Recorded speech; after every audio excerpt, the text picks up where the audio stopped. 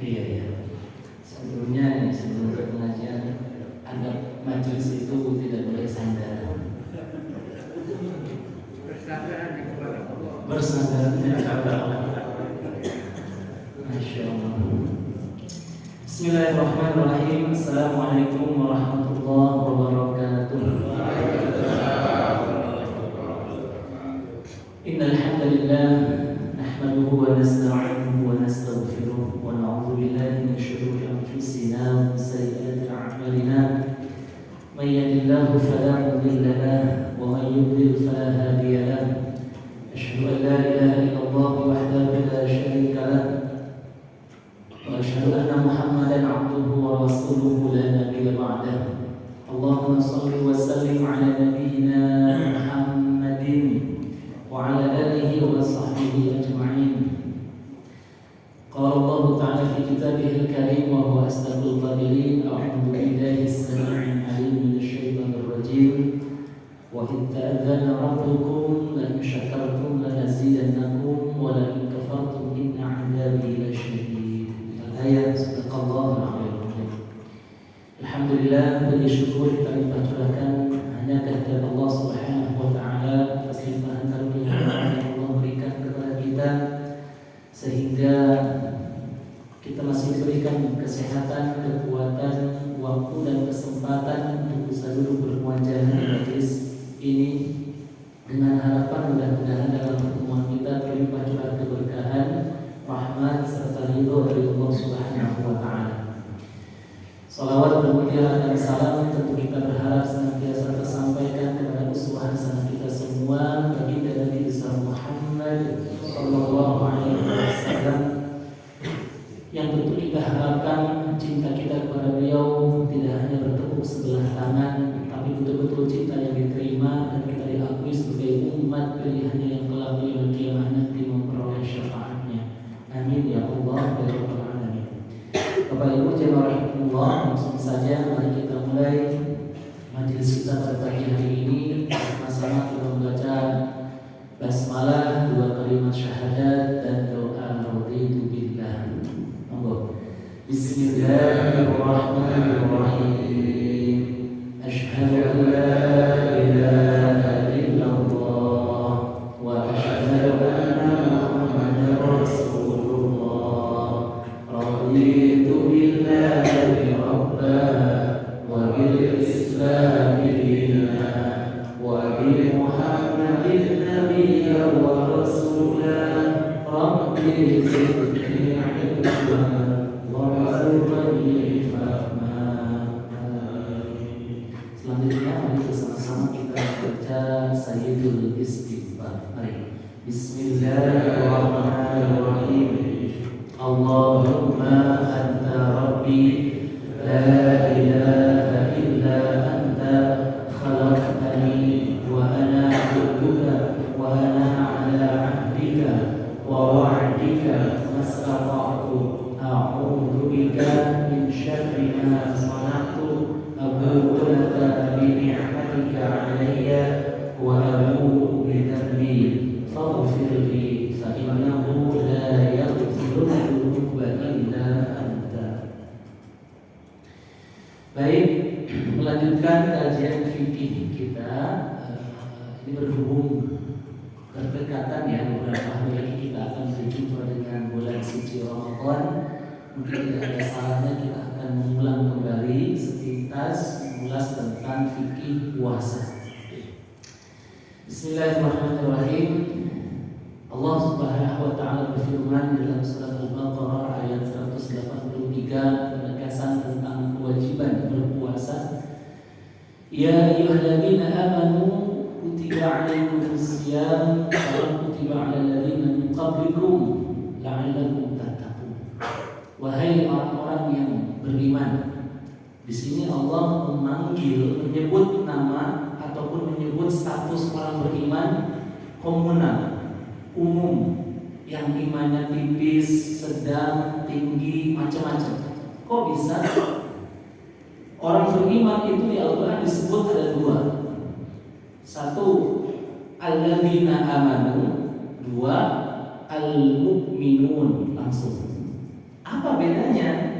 Alladzina amanu, ini imannya masing-masing.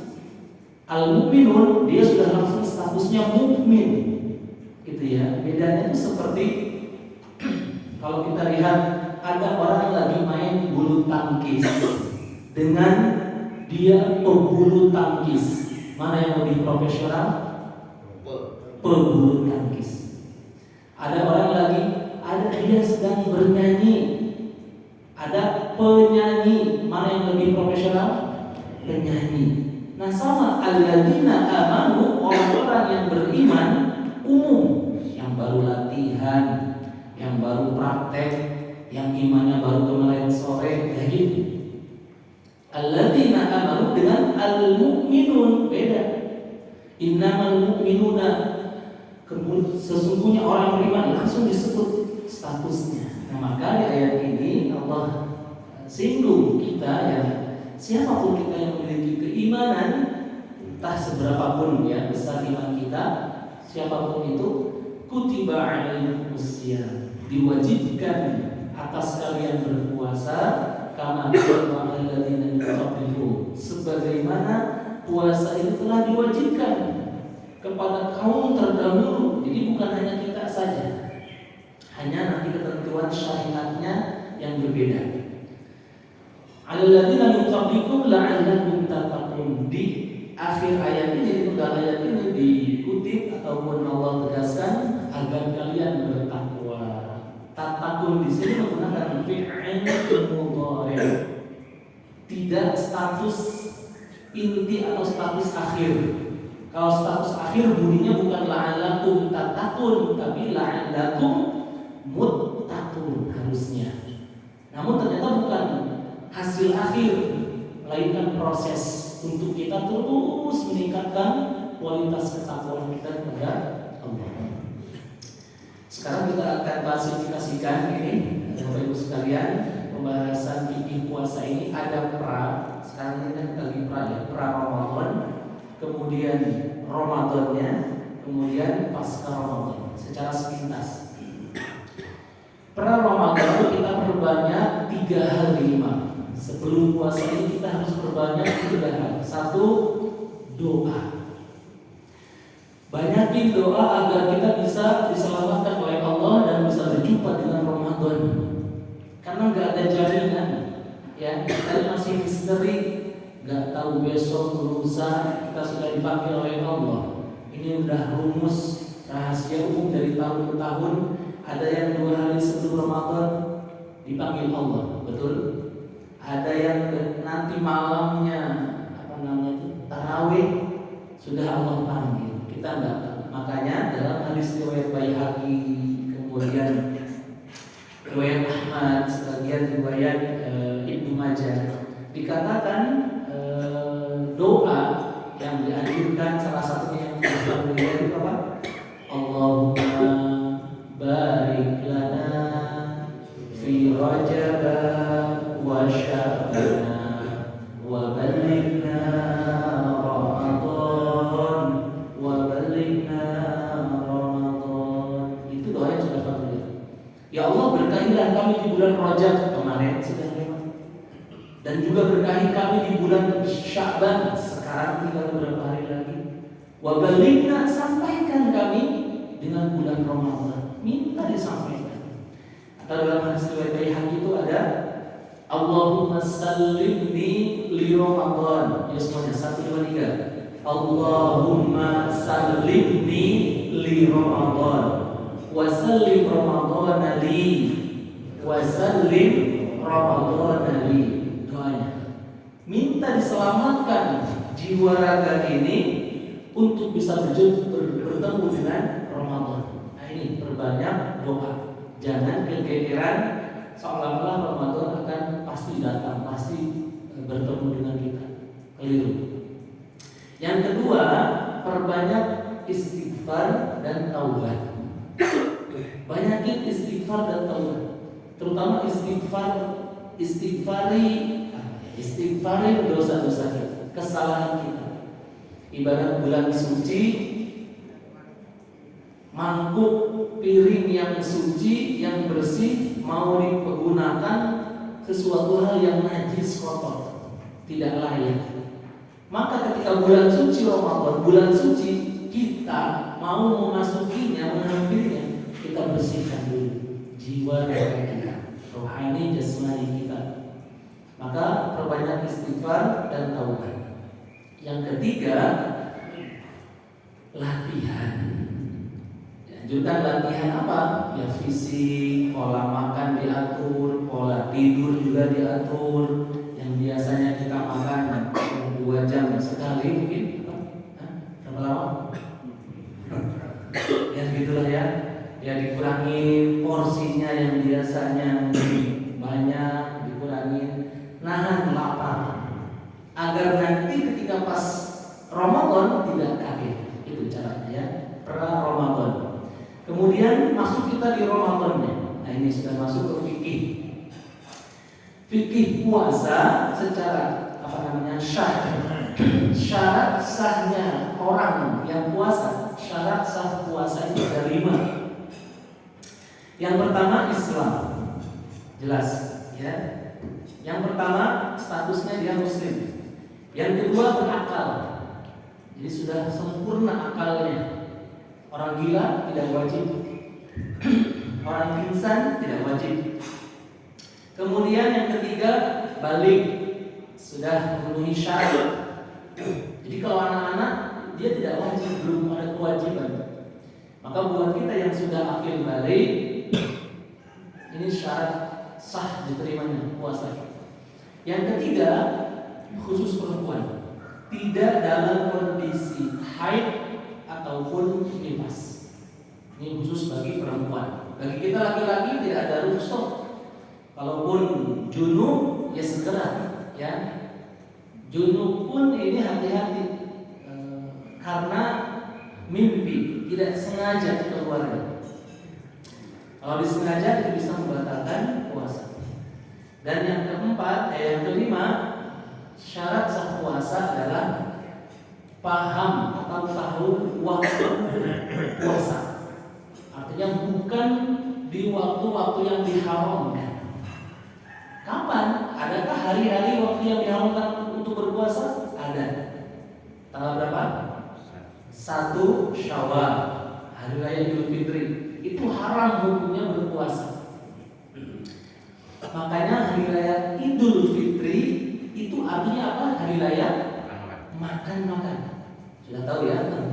Hari raya makan-makan. Keliru kalau kita memahami hari raya Idul Fitri, hari raya kembali ke fitrah, ke suci. Fitri di sini mengambil kalimat futur. Futur itu makan pagi. Jadi hari raya makan pagi. Idul Fitri, Idul Adha di sini menyembeli. Hari raya menyembeli. Jadi bukan Idul Fitri, bukan hari raya kemenangan. Belum tentu kita semua menang. Terus ketika kita berpuasa, sudah masuk syarat sahnya ya. Syarat sah puasa tadi ada 5. Kita ulangi. 1, Muslim, Islam. 2, berakal. Yuk kompak. 3, balik. 4, tidak nifas atau haid. 5, paham tentang waktu puasa. Waktu puasa juga di sini sudah tahu ya, mulai dari kapan? Adzan subuh sampai adzan maghrib. Ini yang paling wajib. Jika ada yang menggunakan imsak, boleh.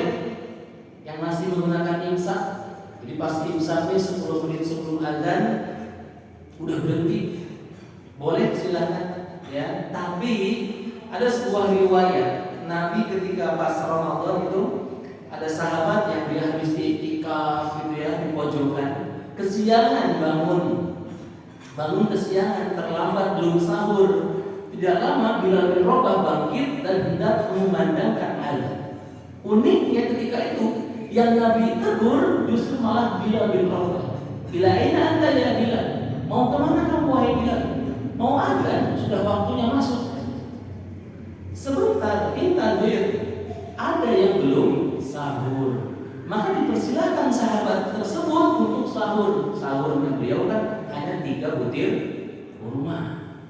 Malah azannya ditunda, nunggu dia sahur dulu. Setelah beliau sahur, baru azan. Masya Allah. Nah, jadi tentang waktu puasa mulai dari azan subuh sampai azan maghrib. Namun hati-hati ya, karena azan maghrib ini mirip dengan azan zuhur. Awas keliru.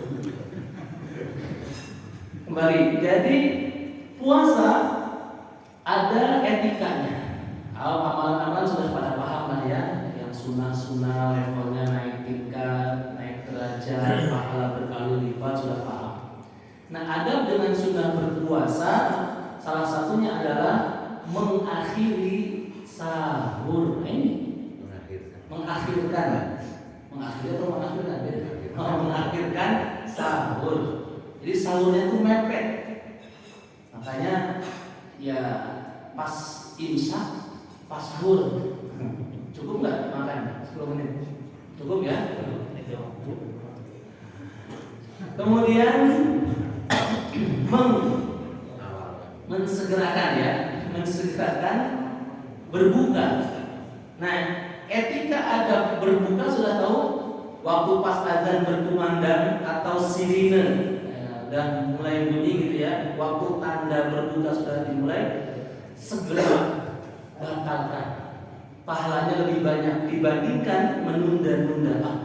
Saya masih kuat, saya masih sanggup menahan, nanti saja saya buka puasanya pas taraweh. Nggak bisa, malah dosanya semakin pahalanya berkurang. Nah, disegerakan untuk berbuka puasa. Etika berpuasa yang mungkin jarang kita pahami. Waktu ketika mau berbuka membatalkan, baca doa apa? Allahumma barik lana fima razaqtana wa qina adzabannar. Itu doanya tetap sama, doa mau makan.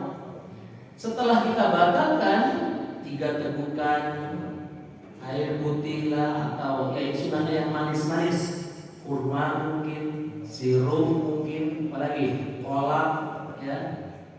Pokoknya yang manis-manis di sini adalah makanan. Nggak bisa buka yang manis-manis dengan melihat foto mantan. Jadi maaf. Jadi bukan yang lain. Yang manis-manisnya membatalkan. Nah, ketika selesai dibatalkan, baru baca doa Allahumma lakasumtu atau dahabat dhamma. Itu etikanya. Kok bisa?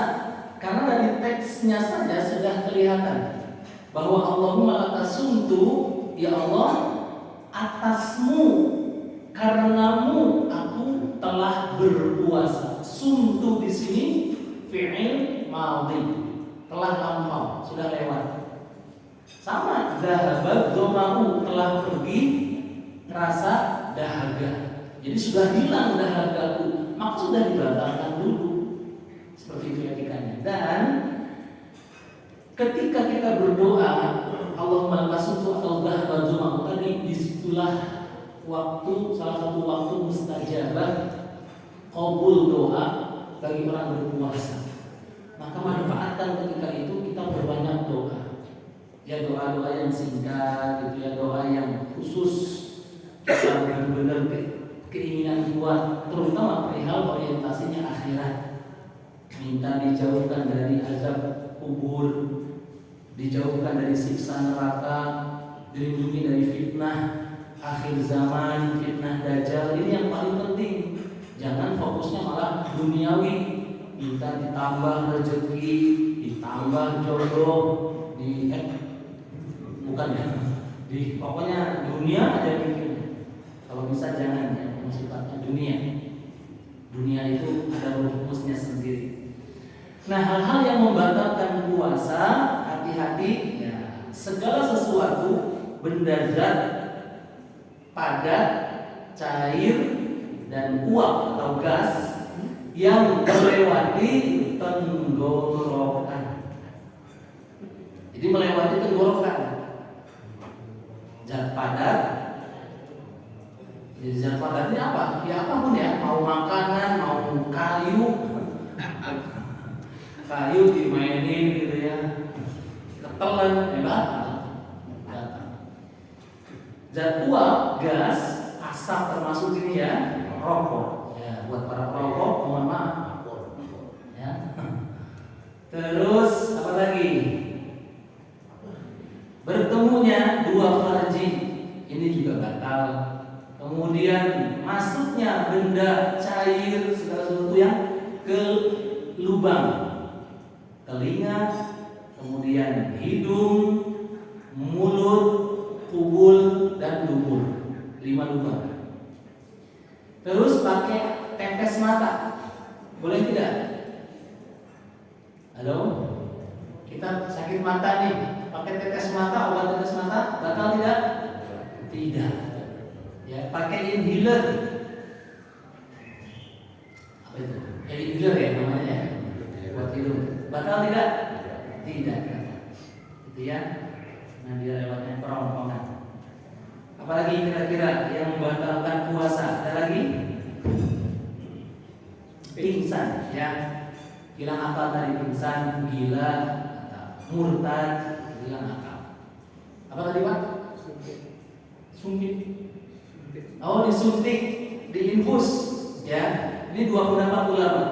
Diinfus ini ada jika memang obat tidak membatalkan, karena bukan dari lubang tadi yang ditentukan. Ada yang mengatakan tidak batal infus, namun sebagian pendapat batal karena khawatir di situ ada sumber makanan, karena dari cairan infus itu juga ada yang makanan. Ada lagi kira-kira? Mungkin langsung tanya jawab lah ya sebelum. Ya? Mimpi. Oh, mimpinya khusus. Ya.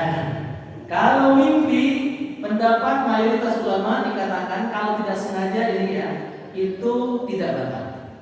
Siang hari kita mimpi bertemu mantan. Mantan ini ya, mantan pacar yang sudah resmi maksudnya. Kalau tidak sengaja, maka tidak batal. Jadi yang kesengajaan ini yang batal. Sengaja melihatin foto si dia, ya, tiba-tiba junub. Yang nggak tahu mungkin bisa nggak ya? Nah, ini batal kalau sengaja. Kalau mimpi tidak, kecuali mimpinya memang benar-benar sengaja. Ya Allah, mudah-mudahan mimpi dengan istri ya. Ketika mimpi, wah beneran ketemu, dia sadar dalam mimpi itu. Ada lagi mungkin yang lain berkaitan dengan puasa. Wudu. Oh, kumur tidak membatalkan puasa. Betul, ini bagusnya. Kecuali ya kumur yang betul-betul dia tidak menengadahkan, yugharbir namanya. Jadi kalau posisinya seperti ini boleh. Tapi ketika sudah diangkat, apalagi di gor-gor dimainkan, batal. Ini serius, batal, gitu ya. Jadi kumur itu boleh sah. Ya, apalagi untuk wudu, kecuali kumur pakai kuah rendang. Enggak.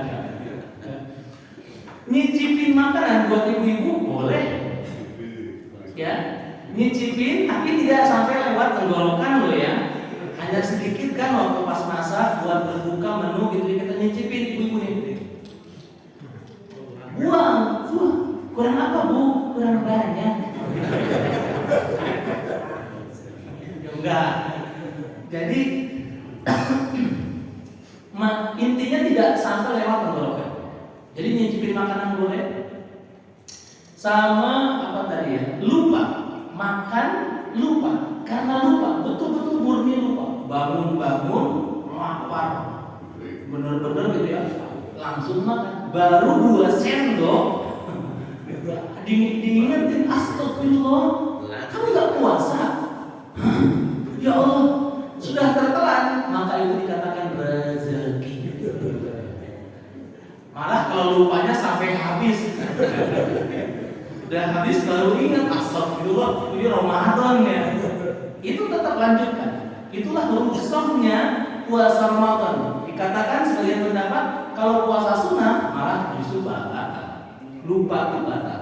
Kalau puasa Ramadan lupa makan tidak batal. Seperti itu.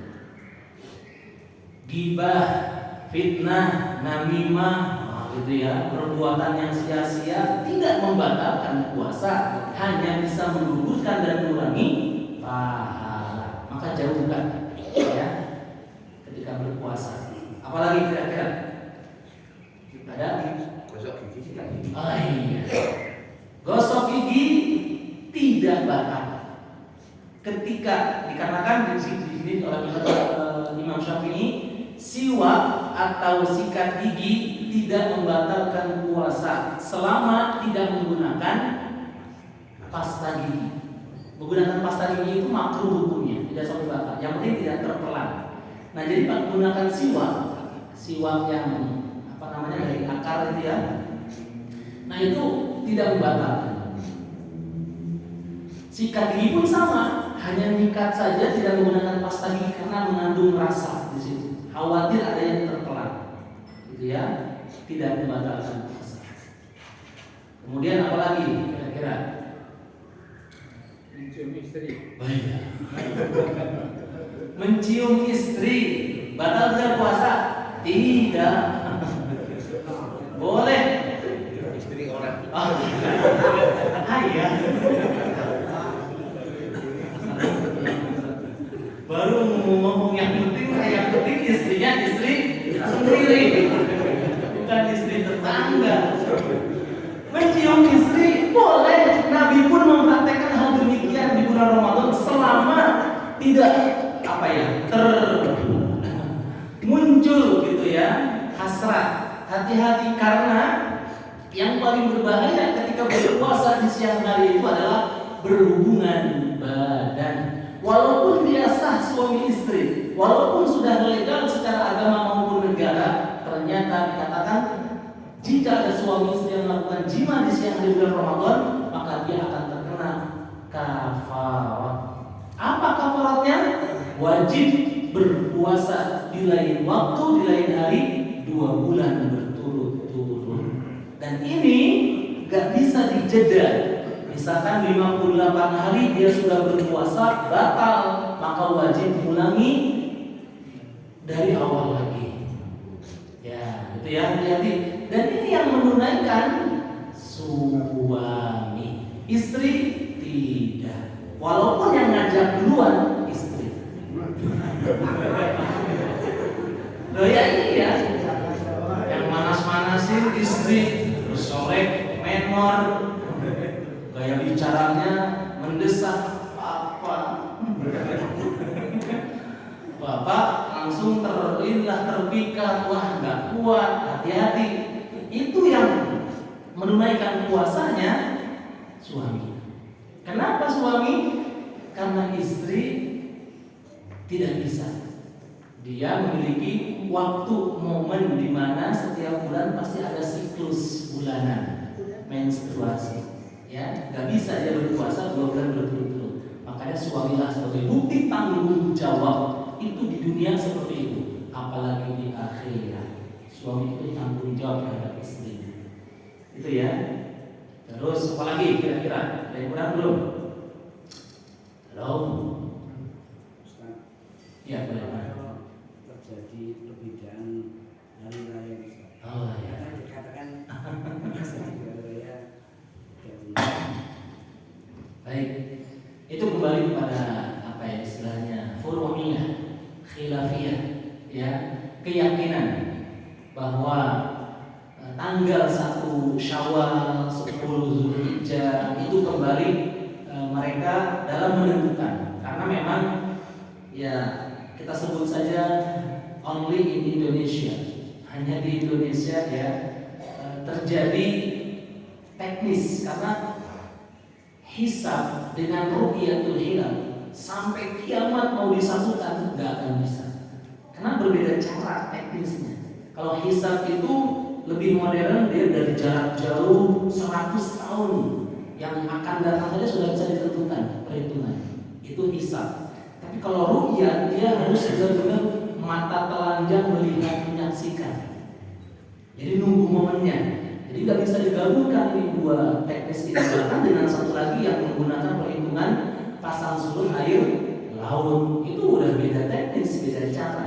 Sampai kiamat pun nggak akan bisa disatukan. Maksudnya kecuali meninggalkan ego. Dan pengalaman saya di luar negeri dalam berceramah, yang mereka nggak mengenal hanya satu metode yang diputuskan oleh pihak yang punya wewenang di negara tersebut, gitu ya. Nah, maka menyikapinya adalah saling mentolerir bahwa hal tersebut tidak termasuk wilayah yang sangat krusial. Itu aja. Sehingga nanti perbedaan ambil hikmahnya. Salah satunya di negara lain, contoh Lailatul Qadarnya hanya sekali. Di Indonesia bisa 2 kali, 3 kali gitu ya. Karena perbedaan awal Ramadan atau penetapan tanggal 1 Syawal, 10 Dzulhijjah dan sebagainya. Itu aja sih, hanya menyikapi saja. Kita kembali ke hakul yakin kita yang mana nih kita menentukan. Itu kalau saya lebih pendapat. Nah, kemudian di Ramadan ini ada momen yang luar biasa spesial, yaitu adalah malam Lailatul Qadar. Sudah tahu malam Lailatul Qadar kapan terjadinya? Rumusnya sudah paham? Halo? Belum?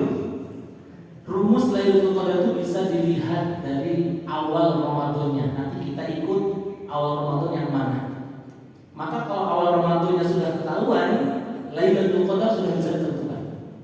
Menurut Imam Al-Ghazali rahimahullah dalam kitab I'anatul Talibin, ini rumusnya. 1. Jika awal Ramadan jatuh pada hari Ahad atau hari Rabu, maka Lailatul Qadar terjadi malam ke-29.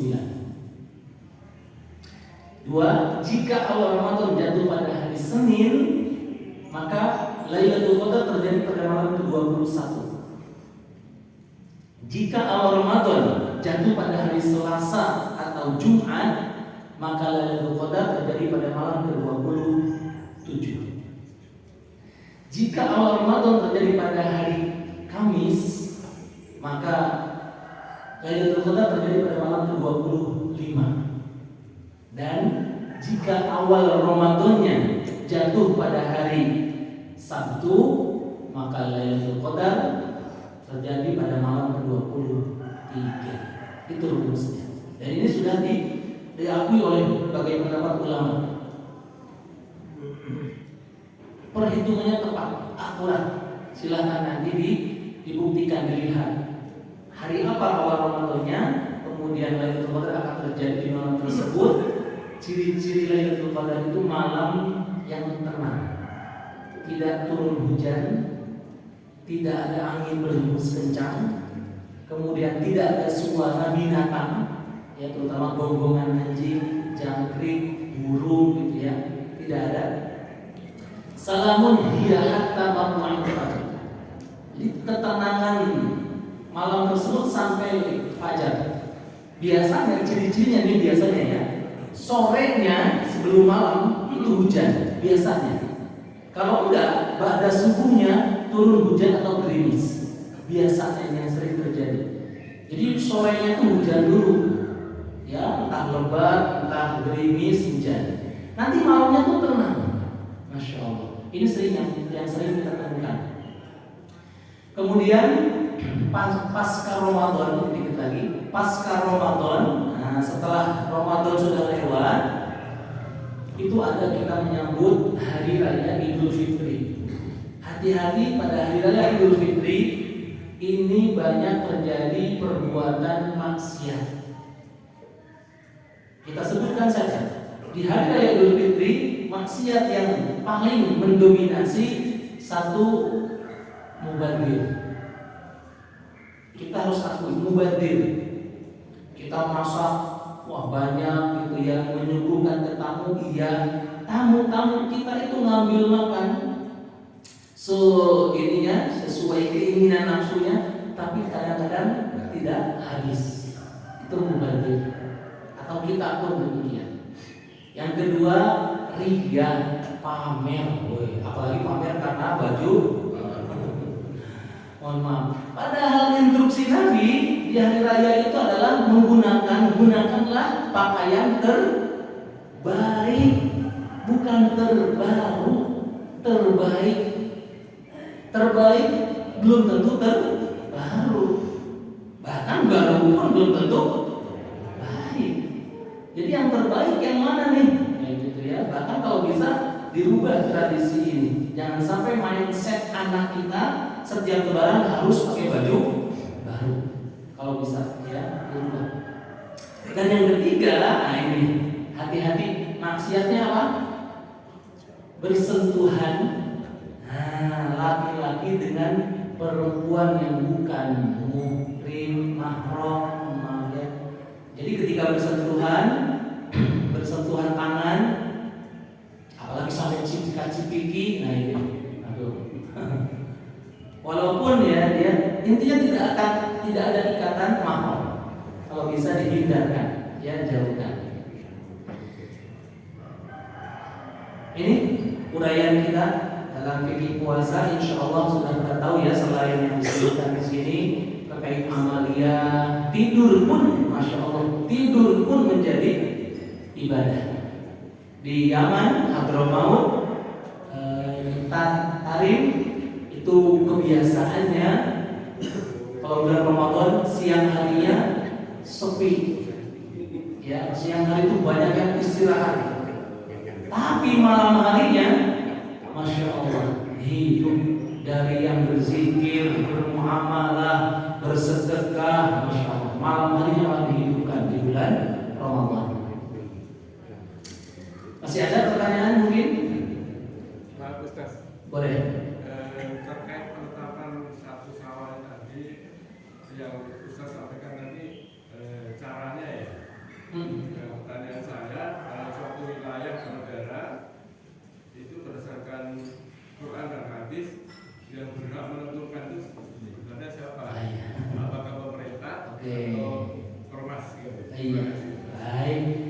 Perlu saya sampaikan ya, ada sebuah riwayat, walaupun ini masih diperdebatkan, Nabi menganjurkan dalam penerapan satu keputusan yang krusial dan sifatnya komunal, memang dianjurkan ulil amri di sini adalah pemerintah setempat. Jadi pemerintah setempat itu ulil amri. Namun kalimat ulil amri di sini kan dijawantahkan masing-masing. Jadi kita ormas ulil amrinya adalah pucuk pimpinan ormasnya. Jadi seolah ya ulil amrinya itu kayak gitu. Nah, cuman kembali lagi sebetulnya gitu ya. Karena untuk agar kalian tidak terjadi perbedaan, sesuatu hal yang menjadi perpecahan, menimbulkan perpecahan, maka maksud dari kata ulil amri di sini adalah ya pemerintah yang secara luas. Gitu. Kalau secara tegasnya, cuma ini kan hadisnya juga masih jadi khilafiyah. Jadi memahami memaknai ulil amri di sini kembali ke keyakinan masing-masing tadi itu dia. Itu kalau secara yang tepat secara keputusan untuk kita tunggu adalah yang memiliki wewenang secara penuh, yaitu dalam hal ini pemerintah. Kalau demikian, seperti itu. Tapi kita hadis. Kalau Al-Quran juga ada, ikuti ulil amri minkum, ikuti.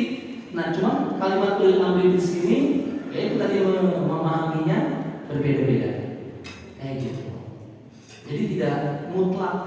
Kalau di hadis ada kalimatnya memang ikuti yang memiliki wewenang di wilayah tersebut. Nah, wilayah di sini kan ya ada yang sifatnya kayak provinsi levelnya, ada yang sehingga di situ ada menjadi perdebatan kayak gitu. Jadi ada yang memahami ya tetap satu negara. Ya, kalau kita lihat makanya tadi saya sebutkan makanya only in Indonesia. Karena di negara lain ya semuanya ikut kebijakan yang sudah menentukan. Seperti contoh di Malaysia, 2 tahun yang lalu kalau tidak salah mohon maaf ya, 2 atau 3 tahun yang lalu itu terjadi kekeliruan buka puasa di wilayah tersebut, di kota tersebut lebih cepat 3 menit. Jadi di wilayah lain belum, di sini sudah buka puasa, sudah dikumandangkan azan. Itu MUI setempat langsung menghimbau bahwa untuk warga yang berbuka pada tanggal sekian Ramadan ini ditentukan wajib mengulangi di hari yang akan datang di lain waktu. Maksudnya dipotong karena keliru. Itu semuanya patuh. Hanya mengganti 1 hari kayak gitu. Nah, kembali lagi makanya ya itu di kita. Kembali lagi. Begitu ya selama tidak menimbulkan perpecahan yang krusial ya. Namun kan selama ini alhamdulillah ya kita fine-fine aja dan juga sama intinya mereka pun menunaikan walaupun berbeda tetap 1 Syawal. 1 Syawal. Ada lagi? Terima kasih. Ini sampaikan itu tangan jamaah apa? Seorang istri yang bukan suami atau istri. Mahram. Ya, itu apa tidak diperbolehkan. Tapi dulu ada yang juga di ceramah di masjid ini. Itu walaupun jabat tangan dengan bukan muhrimnya itu tidak membatalkan wudu, jadi sholat sah-sah saja. Ada yang tetap menyampaikan itu katanya segala yang dilaksanakan untuk umat Islam, misalkan ada yang pakai apa gedung, jalan tongkang itu semua ada dalilnya. Ya, terima kasih. Betul, iya. Itu terjadi khilafiyah terjadi mazhab. Dikatakan dalam mazhab Hanafi tidak batal. Dalam mazhab Syafi'i batal. Ya. Bersentuhan istri dalam mazhab Syafi'i batal. Ya. Beliau memahami aula mastumun nisa di sini karena suami dengan istri tidak ada ikatan mahram. Dia bisa halal karena ikatan pernikahan. Gitu. Jadi mazhab Syafi'i batal. Tapi dalam mazhab lain nyentuh istri, nyentuh wanita itu tidak batal wudu kayak gitu. Dan yang lebih ini lagi, Nabi itu ketika pas hendak sholat, ngimami sholat, ini rutinitas beliau, masya Allah saking romantisnya, tidak lupa mencium kening istrinya, dan beliau tidak wudu lagi. Ini hadisnya ada, kayak gitu ya. Bukan berarti Imam Syafi'i menafikan hadis ini, tidak. Beliau fokus di ayat Al-Quran yang tentang menegaskan tentang aula mastumun nisa di sini, yang ada muncul hasrat atau ada muncul syahwat. Jadi ketika menyentuh istri muncul syahwat maka batal, kayak gitu, gitu ya. Itu adalah khilafiyah.